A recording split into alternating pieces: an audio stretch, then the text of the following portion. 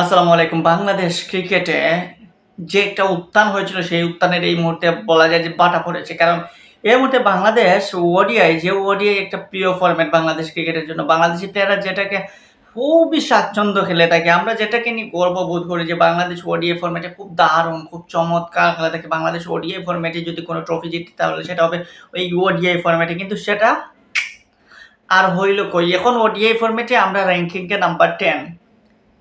যা রিসেন্টলি আমরা অর্জন করেছিলাম তা এখন শেষের পথে। আর তার জন্য দায় কাকে দেবেন? তার জন্য আমি দায় দিতে পারি ৩ জন ব্যক্তিকে, এবং ৩ জন সেটা হচ্ছেন, যে ৩ জন ব্যক্তি তারা হচ্ছেন বাংলাদেশ ক্রিকেট বোর্ডের তৎকালীন প্রেসিডেন্ট নাজমুল হাসান পাপন, কিংবা ডাইরেক্টলি আপনি বোর্ডকেই বলতে পারবেন। নাম্বার 2 হচ্ছে তামিম ইকবালকে। নাম্বার 3 হচ্ছে চন্দ্রিকা হাথুরুসিংহেকে। কারণটা কি? কারণটা হচ্ছে বাংলাদেশ ক্রিকেট যখন উড়ছিল তামিম ইকবালের নেতৃত্বে, যখন তামিম ইকবাল ওডিআই ফরম্যাটে ক্যাপ্টেন হলেন, বা তামিমের আগে যখন মাশরাফি, পরবর্তী সাকিব, তারপর তামিম। তো তামিমের কাছে আসার পর বাংলাদেশ ক্রিকেটটা অন্য একটা লেভেলে চলে যাচ্ছিল। বাংলাদেশ ক্রিকেট ওডিআই ফরম্যাটে খুব স্বাচ্ছন্দ্যে খেলছিল, এবং বাংলাদেশ ক্রিকেট তখন দেখবেন পয়েন্ট টেবিলের বা র‍্যাংকিং এর ক্ষেত্রে বাংলাদেশ কত এগিয়ে ছিল। সেই বাংলাদেশ দলটা যখন বিশ্বকাপের যাবার আগ মুহূর্তে তামিম ইকবালকে নিয়ে বাংলাদেশ ক্রিকেট বোর্ড, চন্দ্রিকা হাথুরুসিংহে সবকিছু মিলিয়ে একটা নাটক তৈরি হলো। সেই নাটকের কারণে মূলত সেখানেই বাংলাদেশ ক্রিকেটের ওডিআই ফরম্যাটের যে পতন, যে পিছন দিকে চলে যাওয়া, সেখান থেকেই শুরু হয়েছে। তামিম ইকবাল বাংলাদেশের ওডিআই ক্যাপ্টেন ছিলেন। তামিম ইকবাল বাংলাদেশের সফলতম ওডিআই ক্যাপ্টেনও বলা যায়।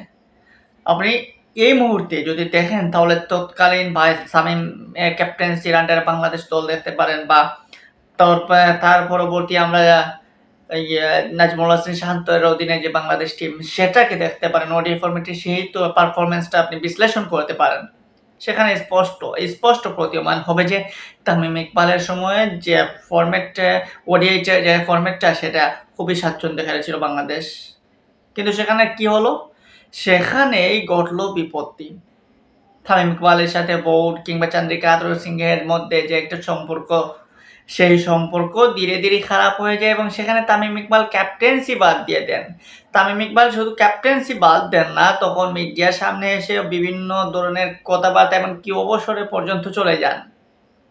সেই অবসর যাওয়ার পর অনেক নাটক হলো, মাশরাফি মধ্যস্থতা করলেন। তারপর দেখা গেল যে বিশ্বকাপের সময় তামিম ইকবাল তখন রাজি হলেন যে খেলবেন, কিন্তু পরবর্তীতে আবার শোনা গেল যে তিনি খেলবেন না, এবং তিনি খেলেনও নাই। সেখানে এডিংটন বা অন্তর্বর্তীকালীন ক্যাপ্টেন হিসেবে সাকিব আল হাসানের নেতৃত্বে 23 বিশ্বকাপ খেলে বাংলাদেশ দল। সেই যে গেল, আর ফিরে এলো না বাংলাদেশ টিমের সেই ওডিআই ফরম্যাটের দাপট।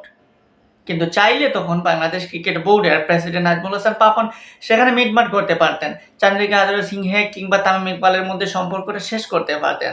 তামিম ইকবালকে আবারও ওডিআই ফরম্যাটে ফেরত আনতে পারতেন, কিংবা ওডিআই ক্যাপ্টেন্সি দিয়ে বিশ্বকাপেও ফেরত নিয়ে যেতে পারতেন, এবং সেখানে বাংলাদেশ যে একটা কমফোর্ট জোনে রয়েছিল, তামিম ইকবালের আন্ডারে যে একটা কমফোর্ট জোনে ছিল, সেই জোনটা কিন্তু ব্যবহার করতে পারতো বাংলাদেশ, এবং সেখানে এই মুহূর্তে বাংলাদেশ এই র্যাঙ্কিংয়ের দিয়ে 10-এ যেত না, আরও হয়তো বেটার পারফরমেন্স করতে পারতো। তো সেখানে বাংলাদেশ ক্রিকেট বোর্ডের দায় রয়েছে, সেখানে বাংলাদেশ ক্রিকেট বোর্ডের তৎকালীন প্রেসিডেন্ট নাজমুল হাসান পাপনের দায় রয়েছে। তিনি বিষয়টা ক্লিয়ারলি হ্যান্ডেল করতে পারেন নাই। তারপর দায় রয়েছে চন্দ্রিকা হাথুরুসিংহের, যার একগুঁয়েমির কারণে, যার নিজের পছন্দের কারণে এইরকম একটা অবস্থা সৃষ্টি হয়, এবং তার হচ্ছে তামিম ইকবালকে দায় দিতে হবে। বাংলাদেশ ক্রিকেটের কথা চিন্তা করে, তামিম ইকবালকে এই বিষয়টা মিটমাট করে, কিংবা তামিম ইকবালকে যে কোনো ধরনের একটা স্যাক্রিফাইস করে বাংলাদেশ ক্রিকেটে ফিরতে পারতেন। ওডিআই এর ক্যাপ্টেন্সিটা নিজের কাছে নিজে রাখতে পারতেন, কিংবা ওডিআই ফরম্যাট ক্যাপ্টেন্সির বাইরেও খেলতে পারতেন। তাতে করে বাংলাদেশ ক্রিকেটেরই মঙ্গল হতো, এবং বাংলাদেশ ক্রিকেট এই পর্যায়ে যেত না।